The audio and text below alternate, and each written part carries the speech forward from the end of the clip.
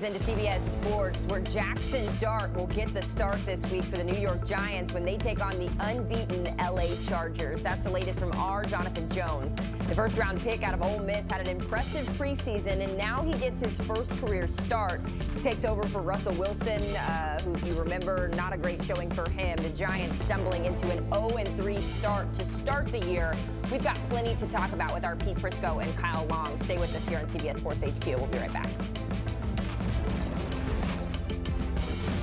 And we continue to follow breaking news. Jaxson Dart will get the start this week for the New York Giants when they take on the unbeaten LA Chargers. That one coming your way on CBS, 1 o'clock Eastern. That's the latest from our Jonathan Jones. The first-round pick out of Ole Miss had an impressive preseason, and now he gets his first career start. He, of course, takes over for Russell Wilson. The Giants currently 0-3 heading into Week 4. We welcome you back into our CBS Sports HQ studios. Haley Sutton, Tommy Tran, joined by our NFL crew of Pete Prisco and Kyle Long. Pete, I'm coming to you first. I feel like a celebration is in order for you in that seat over there because Russ is out. Jaxson is in. Your initial reactions to the change?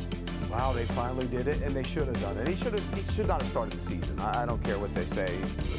They want to protect the young kid, but you got to get on with it. You know me, I always say, play the kid, play the kid, play the kid. Russell Wilson was horrible the other day. He threw more passes to the goalpost than he did to Malik Neighbors. I mean, that's a problem. How many helium balloons did he get picked off the other day? I mean, it's just not a good quarterback. He's done. I said it before the season. I've said it for a couple seasons. He's done. And look, I could care less who starts at quarterback, but for the good of the Giants, it makes sense to start Jaxson Dart. For Brian Daboll, it makes sense to start Jaxson Dart because, believe me, if they're going to make a coaching change and Dart plays the whole season, no matter what the record is, and he looks decent in the offense, they're going to go, hey, you know what? Do we really want to start him all over again with a new offense? It might save Brian Daboll's job. You know what Brian Daboll did in the preseason to a young Jaxson Dart? You're looking at me like you know where I'm going with this. He cut off the communication between sideline and quarterback during the huddle in one of these preseason games, and he wanted to see how his young quarterback responded. And when I saw that happen, I knew that there was more at play than just a young backup when we're testing the water.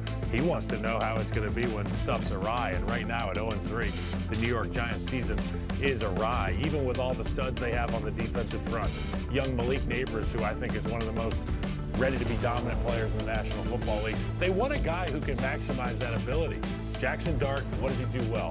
He's confident, he gets the football out, he can take off, run for some tough gains with his legs, extend plays. And we've seen in the NFL, Pete, you're only as successful as your quarterback can be creative on third down and tough. Jaxson Dart is those things, and to your point about Brian Daboll, this is the break glass in case of emergency move. We're going to find out how well that lifesaver Jaxson Dart is. But just to follow up and clarify, Kyle, do you subscribe to the Pete Prisco play the rookie? Because essentially you could have gone maybe Jameis Winston, another veteran. Why not? Okay. Why not? If you want this team to believe in Jaxson Dart for the next 10 years, show me a little something this year. Plus, okay, wet my beak a little bit. Let me see Malik Neighbors down there catching 50-50 balls. I want to see the young quarterback put his head down and blow a safety out of the water on the second or third level on a scramble. That stuff matters to offensive linemen. I know that the floor is relatively high with Russell Wilson, but we saw the floor go backwards, down the floor with Russell Wilson. It's time. Plus, if you play him, you find out about him, and the league finds out about him. And look at Michael Penix. Michael Penix did play a lot last year. And everybody, we were sitting here saying, okay, Michael Penix has arrived. Look at what he's done. Now look at him this year. He doesn't look like the same guy. Maybe if Michael Penix had played the entire season, he would be further advanced as a quarterback and you could find out more about him. So basically what the Falcons are doing, they're using this season to find out more about Michael Penix. Well, the Giants can use the rest of this season to find out about Jaxson Dart. And I think that's why I always say, look, if you don't have one, you got to try and find one. And the more you play him, you can figure out if he is one. And if he's not, you got to go back into the pool in a couple of years and find that guy. And it's interesting, too, because as we've talked about this week in and week out, we always picked Week 5, the Saints game, for when we were expecting to see him. So this obviously comes a week sooner than that. But it's not just the quarterback that they're kind of leaning on in terms of this rookie situation, guys. You also had Tyrone Tracy pick up an injury, so it's Cam Scattergood time. I know that makes a lot of people happy, the Sun Devil situation. You've got a second-year wideout as well in Malik Neighbors, who we know the potential there. Is this just a situation, you think, where the Giants say, hey, we've got nothing to lose, we've got our rookie quarterback, let's get all the rookies out there and just see what we can do, Pete, kind of to your point? Well, they're going to be forced to play.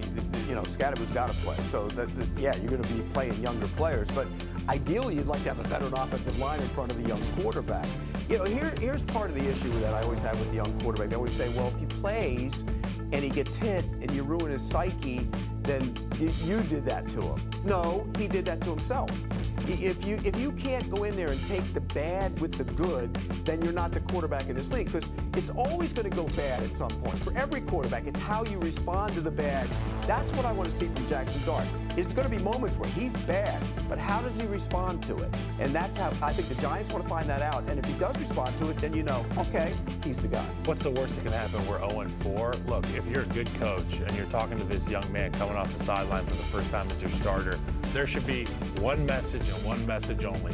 Go let your freak flag fly, okay? There's a reason that we picked you. There's a reason you're in this picture as a starting quarterback for the New York Football Giants. I'm excited to watch him play, and I know that the team will have a buzz about them. Tough matchup, though, I will say There you that. go. That's a good defense. Hey, it's a tough matchup. It's a tough matchup on the other side, too. You know, they get paid, too. Kyle, question for you. We're sitting here on a Tuesday afternoon, so most teams either have their off day Monday or Tuesday. The Jaxson Dart first team reps install, what's this week going to look like for him? Well, I want to hear that he can say the play call without stuttering, first and foremost. No, you know what? Your job as an offensive lineman is to let your president know that you are the Secret Service. Anything they need, come through us. If you know, whatever your lunch is, we'll make sure you get it. And when you're on the field, we'll try our best to take care of you. And I just think that they want to see toughness in a guy where the moment's not too big for them, and he takes shots down the field. And don't be a mealy mouth in the huddle. It's yours now. It's your huddle. I don't care who's in it. Grab me by the collar. I don't care who's in it. I like that. If you're talking, it's my huddle, shut your mouth. This is my huddle now. I might be a rookie quarterback, but I'm going to own the huddle. If you go in there and go, well, we're going to run this play, and I think it'd be better if you be quiet in my huddle, they're not going to respect you. Go in, take command of the huddle. It's yours now, kid. He will take it do over. that, too. He will. You need some sauce in that. He does. He needs. Don't take anything from those offensive linemen when they start bitching and moaning. Spoken like a true New Yorker, Pete Prisco, Right. on the Giants. A lot of high praise for what Daniel Jones and that group has been doing, guys. But I don't want to get too ahead of myself. So I feel like I keep being the one to ask the big questions here. But are the Colts fooling us? Are they frauds? I mean, how are we feeling, Kyle, about these Colts? They have the important part of the roster. The important parts of their roster is good. The offensive line, the defensive front, up the middle. You know, I think about Franklin. I think about the two guys on the inside on the defensive line. Shane Steichen's a really good coach. He understands that he doesn't have to turn over the entire offense to Daniel Jones, but with the way that Jonathan Taylor runs the football, the offensive line controlling the line of scrimmage, it puts Daniel Jones into situations where it's an open book test, and he doesn't have to go reinvent the wheel. And that's why Daniel Jones has looked good. Can't help but think that the Kevin O'Connell impact has been huge for him, and Josh McCown, my old buddy in Minnesota. Daniel Jones looks like a new quarterback, and the Colts look like they have a real football.